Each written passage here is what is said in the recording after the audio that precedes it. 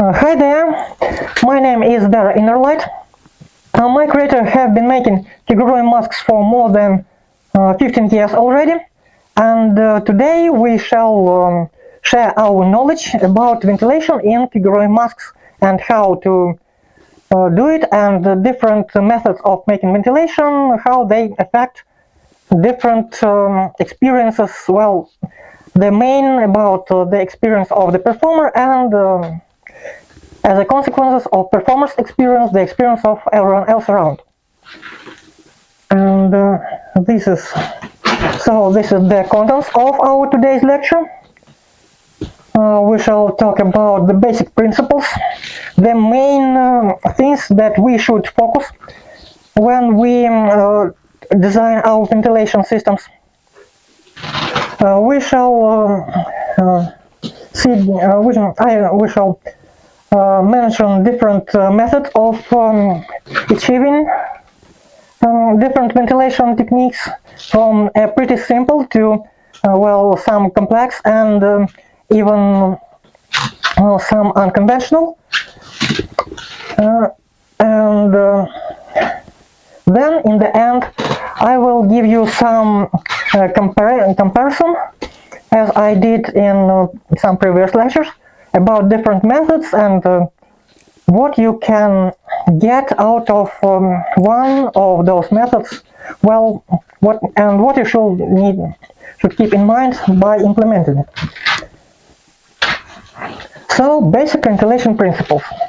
Of course, this text would be available in the link down below, and the ventilation have several purposes. The first thing is breathing air. Well, Kigurumi players do joke that air is overrated, but actually we still need some oxygen. The other thing is cooling, and there are some special elements.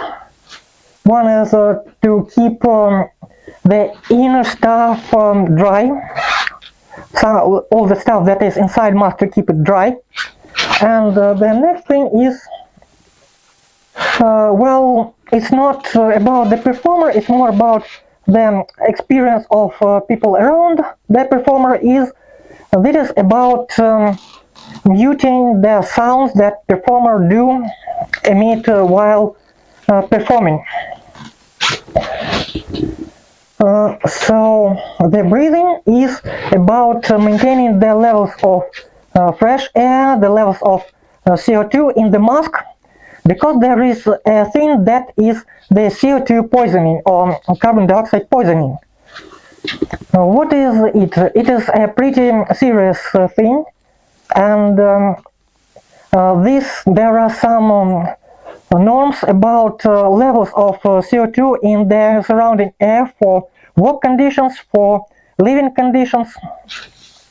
So please be mindful of it, and you can even, I think, if you are going to design a Kigurumi mask, you definitely should learn something about carbon dioxide poisoning, about different levels of carbon dioxide poisoning, the so-called ppms, basically how much molecules of CO2 in a certain volume around people's head. This is important because of, first of all, CO2 is our main source, the main source of our organism to learn how much air is around and how much air is breathed in. We do not measure the amount of oxygen we breathe in, but we do measure the amount of carbon dioxide that is circulated in our blood, and of course that is in our lungs.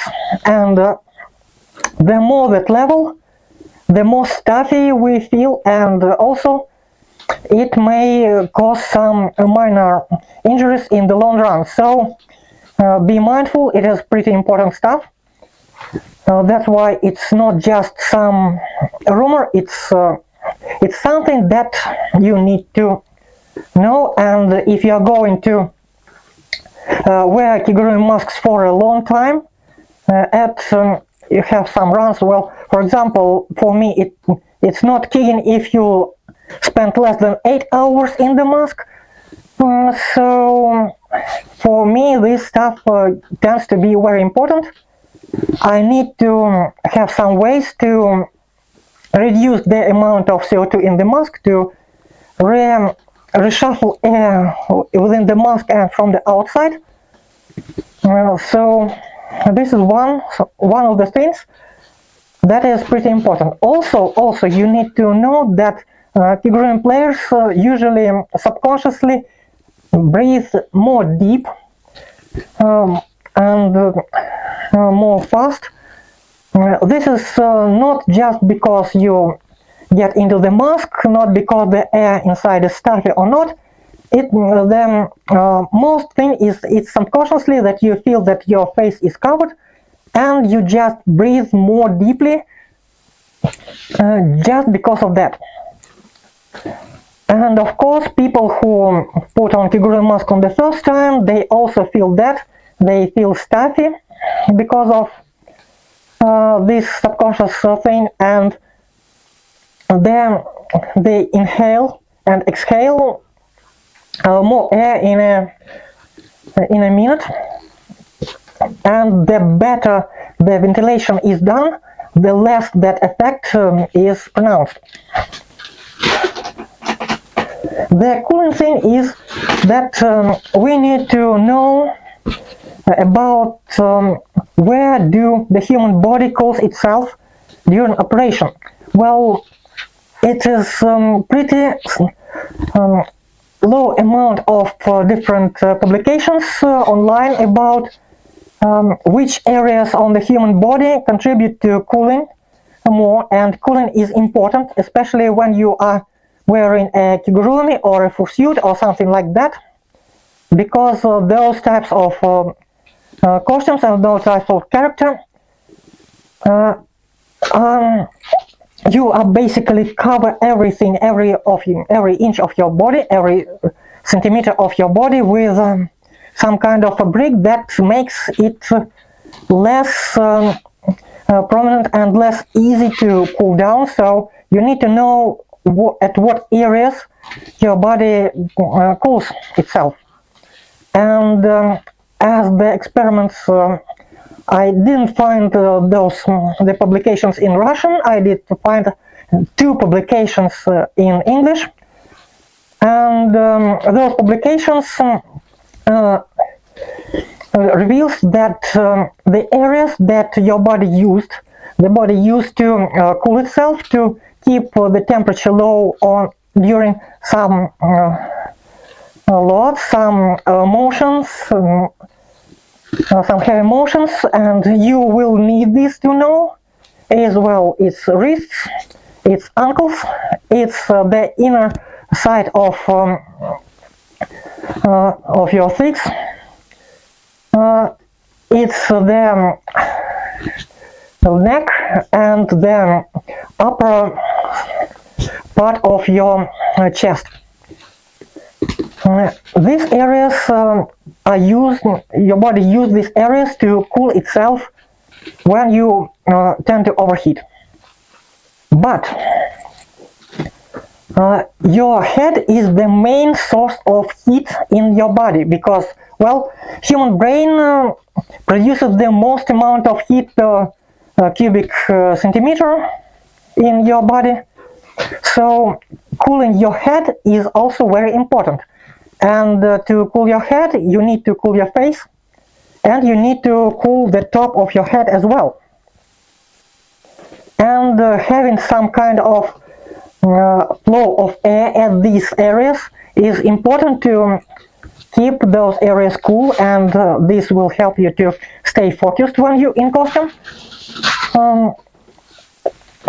And well, it's like keeping your central processing unit in the optimal temperature of operation.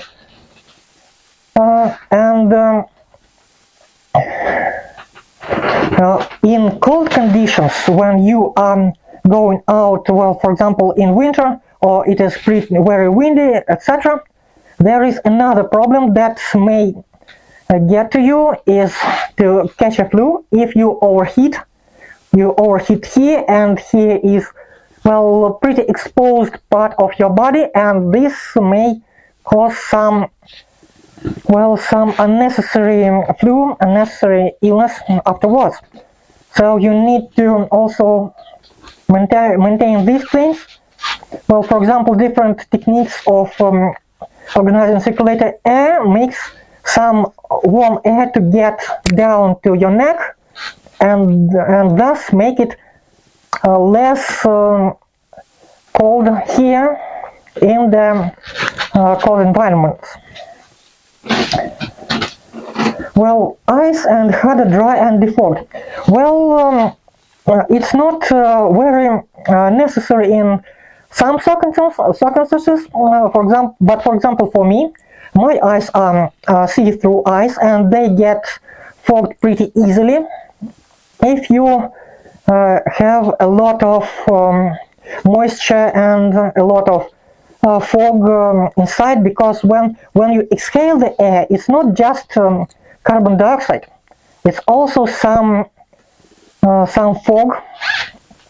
It's also pretty moisturized, and that moisture tends to condensate inside the mask, inside all the areas of your mask, because your mask is usually a bit cooler than your face and the air you exhale.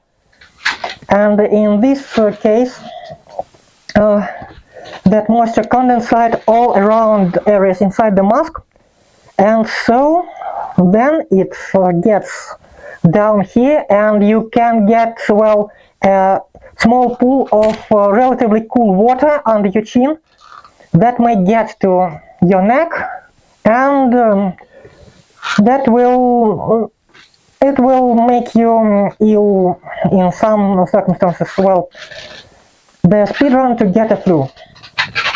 Also, the top of your head, the fabric of your head tie, the paddings inside your head also get wet, and this provides some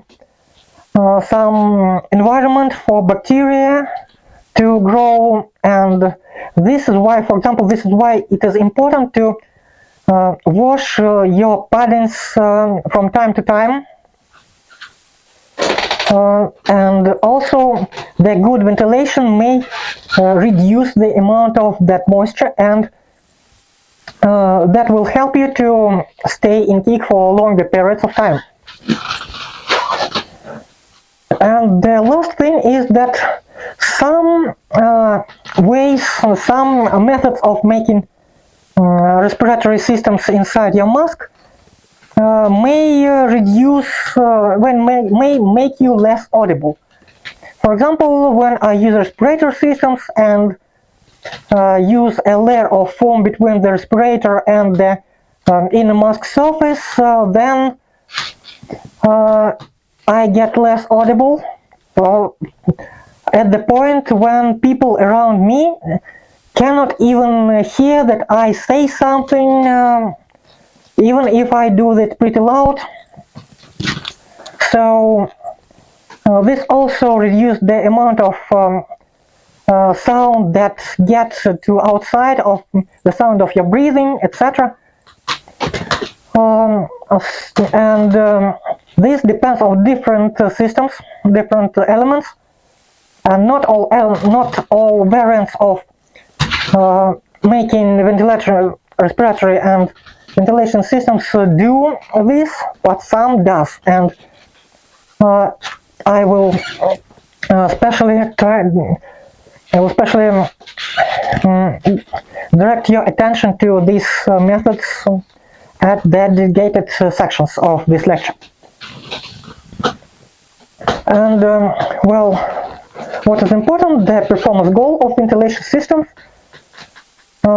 is to basically allow to effortlessly change the air in front of your face. All of that stuff is about how to change the air in front of your face effortlessly in the mask, and to provide the optimal heat exchange between the old exhale air and the new fresh air. Well, so the other thing to keep in mind when you design ventilation, how paddings affect ventilation.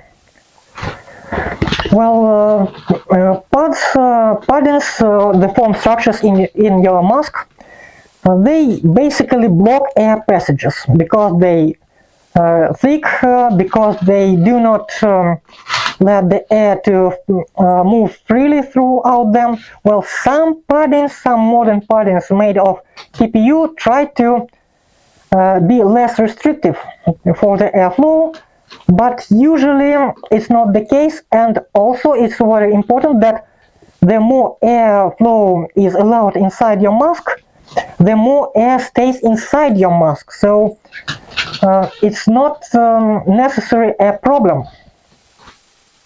The other thing that parts absorb different scents, so so this is another reason to wear them, as I mentioned before, because when you breathe out, your air is moisturized, etc., and it condensates all around the surfaces inside your mask, and paddings, and especially foam paddings, do have a lot of surface.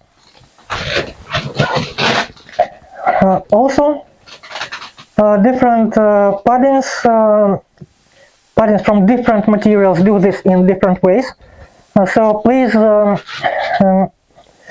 to my lecture about Kigurumi paddings for the more detailed information about this. So some paddings have, the foam paddings do have a lot of area and can be moisturized pretty easily. Others are not that easy to get penetrated by water, get wet, and be the places for bacteria to grow. Also, there is the thing that you can strategically place the paddings to direct airflow inside the mask. For example, my favorite way to place the paddings is that you effectively block out this area of the mask for airflow from all other directions. So there is less volume of rebreathable air at all the time. Well, of course, air tends to diffuse through that passage to both ways, and then that exhale air gets to other areas, and the air from other areas gets inside. But by blocking the most of that passage, you can do that. Most of the exhaled air gets out of the mask pretty quickly and gets replaced with the fresh air when you inhale.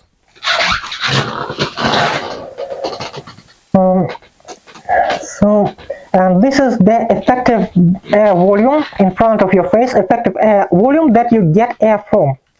And this also helps you to have more time and be more energetic during your performance, and you can last into your character for much longer time. Well, the next thing is that you need to mind that too many parts can prevent the heat exchange, because parts, the foam parts are not just some soft thing, they also block heat exchange between the outer surface and inner surface, so you do not need a lot of them. You need to place them strategically, so there would be extra air passages on top of your head, at the side of your head, for air circulation. Especially it is important for long-term wear, when you wear the mask for several hours straight. And this prevents air on top of your head, in front of your face, etc., to get too hot and as a result too stuffy. Well, and this is how the hadatai and hoods affect ventilation. Well, first of all, we do usually use, as a Kigurumi players, we do usually use hadatais with open face. For example, this is the hood of the open face hadatai, so you see, when you get inside, your face gets open, well, and you can breathe pretty easily through the hadatai, but in this situation, because it is a layer of fabric that is on top of your head, it adds a little layer of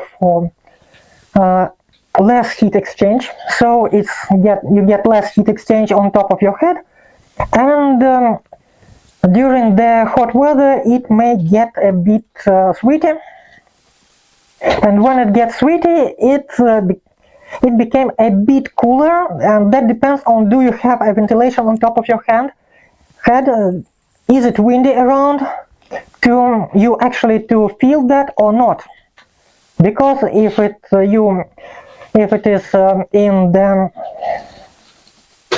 the closed conditions in a room or something like that, then you will not feel it until you get out of the hadatai. Also,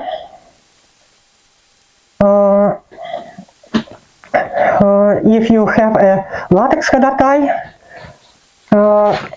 you will sweat very much more, because you subconsciously get that feeling of being stuffed into something, and the amount of sweat will be all around you, but usually you do not feel it until you will need to take all that off, and when you realize that there is a lot of liquid inside your suit all over you. So, well, this is it, but in this case you will effectively feel no amount of cooling on top of your head. It will be just effectively blocked, and you will just feel the temperature of the air on top of your head that is, well, will be pretty close to your own temperature, unless it is pretty windy conditions all around. There is another type of hadatais. Well, it's not just a hadatai, it's zentai, with the closed face, when the fabric is all over you and there is no face opening, or at least, for example, this is the hood of this kind of hadatai. You can see there is basically nothing there is nothing, no opening. Those hoods are usually see-through, so you can navigate, they're breathable through, but the fabric of this kind of thing, well, sometimes there are open eyes, but I especially focused here on closed, on nose and mouth area is closed by fabric, because why it is important? When the fabric gets wet, it gets less breathable. So when you swim, or when it is pretty hot around, that fabric gets progressively more and more wet, and thus the amount of air you can easily breathe in and breathe out, well, you can breathe out pretty much all of the air, but breathing in becomes, well, more difficult, and you start to breathe more deeply, more heavily, and that accelerates the process. So keep it in mind that having this closed space is not for long-term stuff, well, and definitely not for swimming, because, well, water would, if it gets wet, it would block a passage, and, well, the ventilation will be way more difficult. Well, it will not be impossible, you will still be able to breathe something, but it will be a challenge.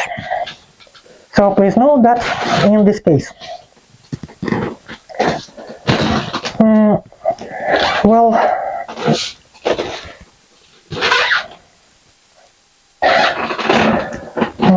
another thing I need to mention is the holes in the rear part of the mask.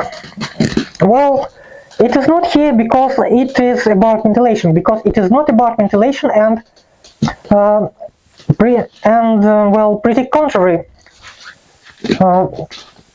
Well, some people do believe that those holes that are all around the top of the mask, that they help some ventilation, but actually they don't.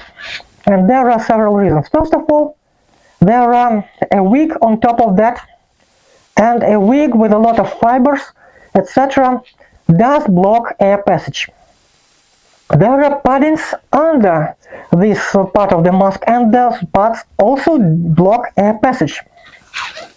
So these holes are used primarily for placing different elements on top of the mask, to fixating some elements, to fixating the wig, to fixating paddings inside it.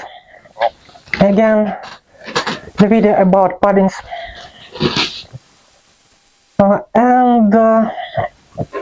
Usually they do not participate in airflow unless there is one noticeable situation when they do. Well, actually two situations. One situation is when you use some breathing tubes or some stuff that directs your breathing through the tube, and you can feed the tubes through these holes. And the other stuff is when you use active ventilation, the coolers, the turbines, and you would most of the time you would place the turbine somewhere on top of the mask, so it will grab air through the wig and blow it in front of your face, or alternatively it will grab all the air inside the mask and throw it out through those holes, and the power of those turbines or coolers or ventilators is enough to move air through that layer of hair, and through those passages you will keep between the paddings.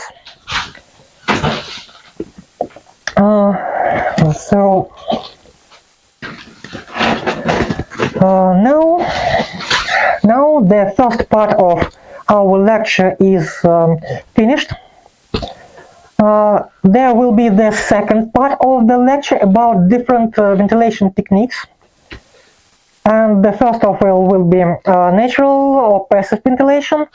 There would be ventilation methods with the coolers, with respirators, with tubes, etc. So thank you for watching the first part, and let's move to the second part of our video. If you want, you can do this right now, and if you do not want, you can visit it later. This is the link to my Telegram archives with a lot of photos and a lot of videos, and of course there would be links to my Twitter, to my Telegram, to my BK group, and of course to this presentation where you can read all that stuff that was written on the screen. So see you at the second part of the lecture.